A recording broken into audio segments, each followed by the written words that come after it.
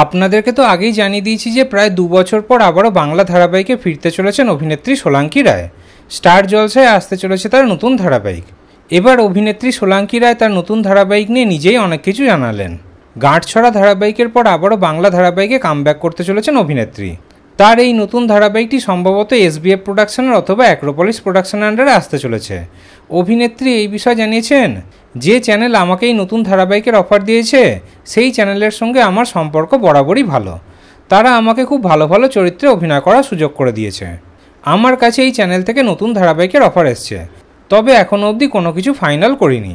Final হলে আমি নিজেই সব কিছু জানাবো, এমনটাই বলেছেন অভিনেত্রী সোলাঙ্কি রায়।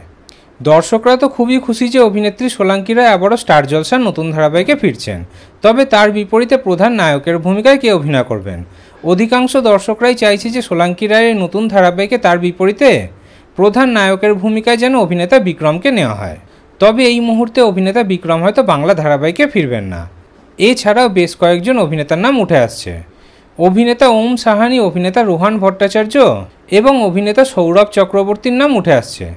এই সকল অভিনেতাদের মধ্যে কারোর হয়তো এই নতুন ধারাবাহিকে নায়ক হওয়ার সম্ভাবনা রয়েছে, তবে কোনো কিছুই এখনও অবধি ফাইনাল নয়। তাহলে আপনারা কি চান, সোলাঙ্কি রায়ের নতুন ধারাবাহিকে তার বিপরীতে প্রধান নায়কের ভূমিকায় কে অভিনয় করুক? এই বিষয়ে আপনাদের কি মতামত কমেন্টে অবশ্যই জানাবেন।